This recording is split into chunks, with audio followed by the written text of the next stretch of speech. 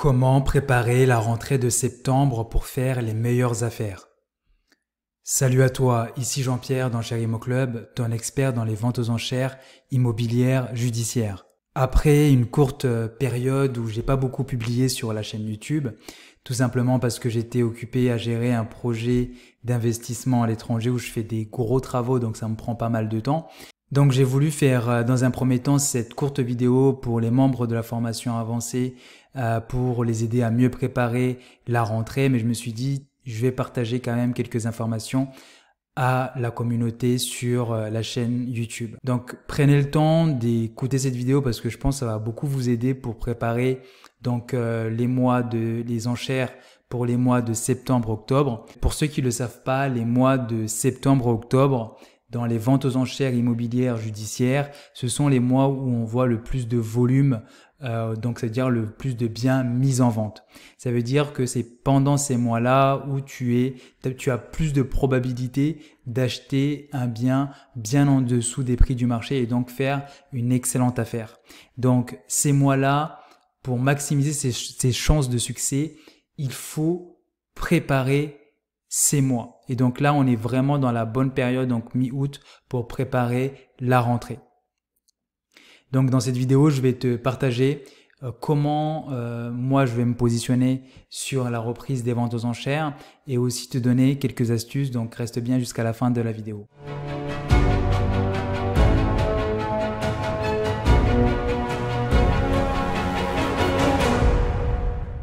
Si tu découvres ma chaîne, sache que je publie des vidéos régulièrement sur les ventes aux enchères immobilières judiciaires. Pourquoi les ventes aux enchères immobilières judiciaires? Parce que je pense que c'est la solution la plus simple de s'enrichir dans l'immobilier actuellement en France. Donc si ces sujets t'intéressent, n'oublie pas de t'abonner et surtout si tu aimes la vidéo, n'oublie pas également de liker pour me soutenir. Donc passons directement dans le vif du sujet.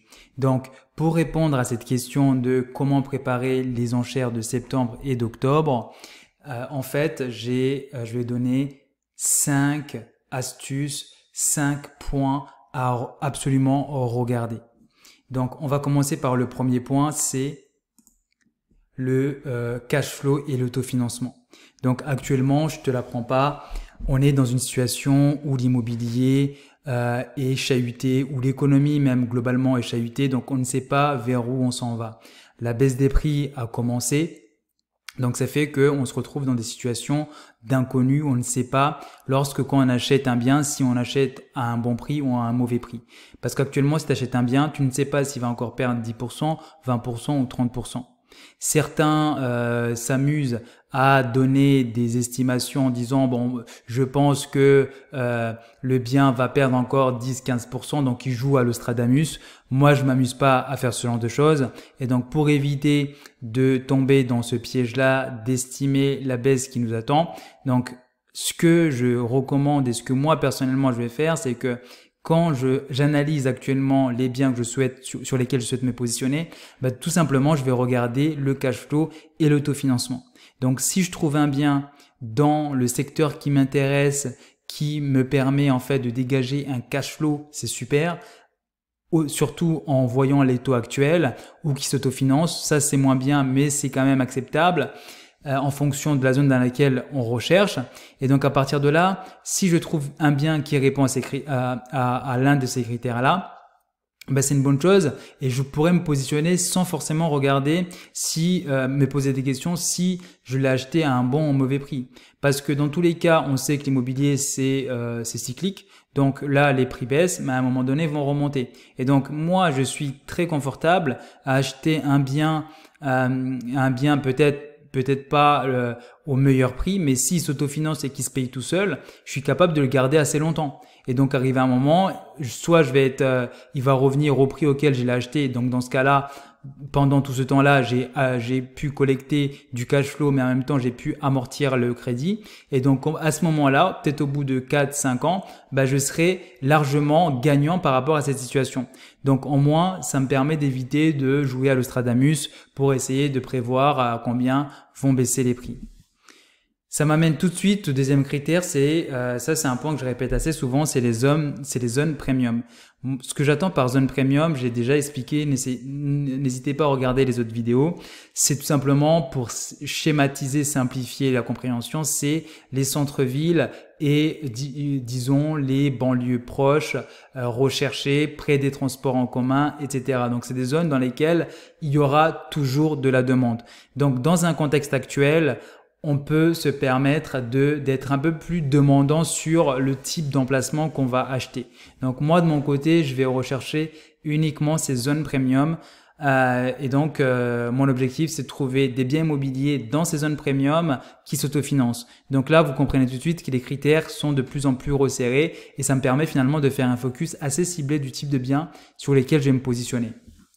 Ensuite, il y a l'autre point parce que les zones premium, c'est bien, mais le problème, c'est qu'il faut mettre souvent, notamment en région parisienne, il faut mettre pas mal d'argent sur la table pour pouvoir se positionner sur ce type de biens. Et je sais que certaines personnes n'ont pas beaucoup d'apports pour se lancer dans les ventes aux enchères. Et donc là, actuellement, il y a une opportunité. Cette opportunité-là, j'en ai déjà parlé il y a quelques mois. Et puis, c'est depuis le début de l'année que ces opportunités on les voit clairement, c'est que dans les zones non privilégiées, donc les zones qui ne sont pas premium, on voit clairement des baisses de prix assez importantes. On voit même dans certains cas des carences d'enchères, c'est-à-dire que le bien est mis en vente et il n'y a aucun enchérisseur qui se positionne sur ce type de bien. Qu'est-ce que ça veut dire? Ça veut dire que pour quelqu'un qui n'a pas beaucoup d'apport et qui est prêt à prendre un certain risque, parce que dans ces zones qui ne sont pas privilégiées, malheureusement, on n'est pas sûr que les prix en fait vont progresser rapidement, et aussi pour la location ça peut être compliqué. Mais si on a une approche assez intelligente, donc là je vais donner un cas concret où j'ai pu voir des gens qui ont réalisé des très beaux coups, notamment en région parisienne dans la ville de Villeneuve-Saint-Georges. C'est une ville, honnêtement, moi je pourrais pas y vivre parce que c'est une ville tout simplement qui est extrêmement mal gérée. Une ville qui pour moi est assez sale, qui est mal entretenue. Je dirais pas que c'est une ville où on sent en insécurité, mais c'est une ville qui est tout simplement mal gérée. J'appelle cette ville-là, j'appelle ça une ville dortoir. Mais c'est une ville qui n'est pas une zone qui fait partie des zones non privilégiées, mais où la demande locative est extrêmement forte, parce que c'est une ville qui se trouve à 20 minutes de Paris en transport, qui est à côté de pas mal de points, notamment le marché de Ris-Orangis. Donc il y a une demande qui est extrêmement forte. Donc quelqu'un qui se positionne sur ce type de bien, actuellement des appartements se négocient dans les enchères autour de 50 000 et 70 000. Puis là-dessus, tu fais quelques rénovations, tu mets l'appartement en meublé. Honnêtement, tu es capable de dégager un cash flow assez confortable.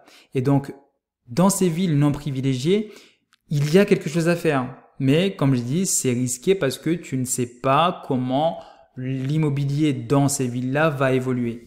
Ensuite, l'autre élément qu'il faut avoir en tête, c'est la reprise des logements qui risque d'être plus difficile. Actuellement, en France, il y a un réel problème de logement. Et puis ça, je le constate pour les gens qui sont propriétaires ou qui logent déjà dans un appartement qui leur convient, ne se rendent pas compte à quel point c'est devenu quelque chose d'extrêmement compliqué de bien se loger à des prix corrects en France. J'ai fait l'exercice dans une ville où j'ai un appartement.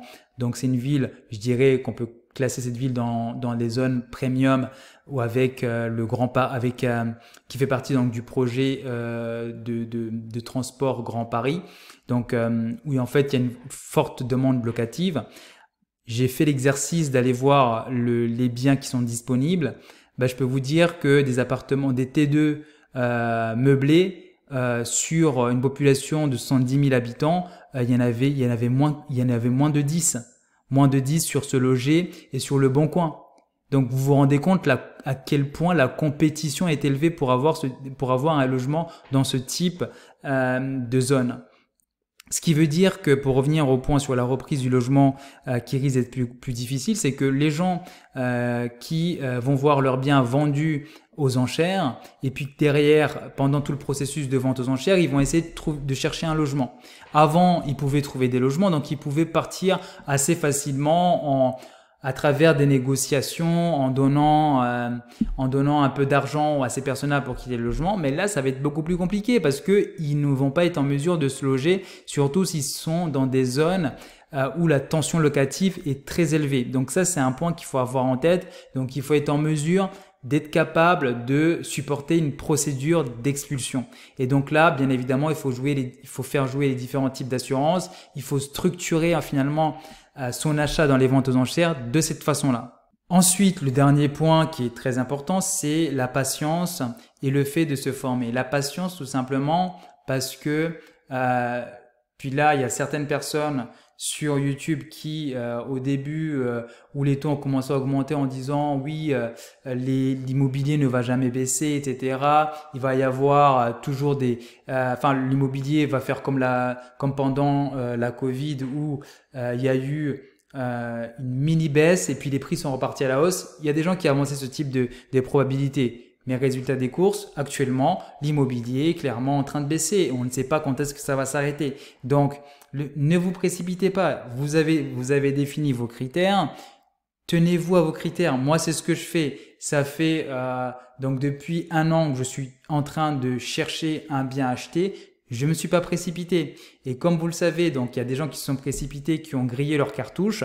Ces gens-là ne vont pas revenir aux enchères. Donc, plus le temps avance, plus le marché devient de plus en plus difficile pour se financer et plus finalement les taux d'intérêt augmentent, plus il y a moins d'enchérisseurs. Donc ça fait que les réelles opportunités vont arriver d'ici peu. Donc si vous n'avez pas votre opportunité, vos critères ne sont pas respectés, ça sert à rien de se précipiter. Et je pense que les opportunités vont se manifester tôt ou tard. Et également, l'autre point, c'est en ce moment, on est en période de vacances. Il y a très peu de ventes. Il y a très peu de ventes aux enchères, mais c'est pas une raison de ne pas continuer à prospecter, ne pas continuer à analyser son secteur. Et justement, c'est pendant le mois d'août où il faut préparer les ventes de septembre-octobre. Actuellement, au mois d'août, il va y avoir des visites pour des biens qui vont être vendus en septembre. Et beaucoup de gens, en août, ils sont en vacances, profitent de la vie et vont pas aller visiter. Donc, si vous faites l'effort de sacrifier peut-être 2 ou 3 jours de vacances pour aller faire la visite et vous positionner sur certains biens dès septembre où il y aura moins de concurrence, c'est comme ça que vous allez vous faire la différence. Et également, n'hésitez pas à vous former pendant ce temps de calme. Si vous voulez aller plus loin sur ce sujet, vous pouvez consulter nos vidéos sur la chaîne YouTube, également nos articles sur le site web, mais également il y a la formation avancée Enchères Millionnaire System où vous pouvez aller un peu plus loin. Par contre, je tenais à faire un disclaimer parce que moi de mon côté, je me considère pas comme un gourou de l'immobilier ou un vendeur de formation. Ce n'est pas mon business model. Donc, je tenais à dire à certaines personnes, si vous rejoignez la formation et que vous avez une situation financière précaire, c'est-à-dire pas d'emploi, pas d'économie, je vous le dis tout de suite, ça ne sert à rien de prendre la formation parce que même si on partage des stratégies avancées pour aller chercher du financement, on fait pas de miracle. Donc, je vous recommande de garder votre argent et essayer d'améliorer votre situation financière au lieu de je le dis clairement, de gaspiller de l'argent dans cette formation. Donc, cette formation elle est faite pour des gens qui ont une situation financière stable, qui veulent aller explorer d'autres façons d'acheter de l'immobilier, mais également qui ont envie d'ajouter une corde à leur arc pour aller faire des acquisitions immobilières. Donc j'arrive à la fin de cette vidéo, c'est ce que je voulais vous partager. Si vous avez aimé la vidéo, likez, partagez et surtout n'oubliez pas de vous abonner.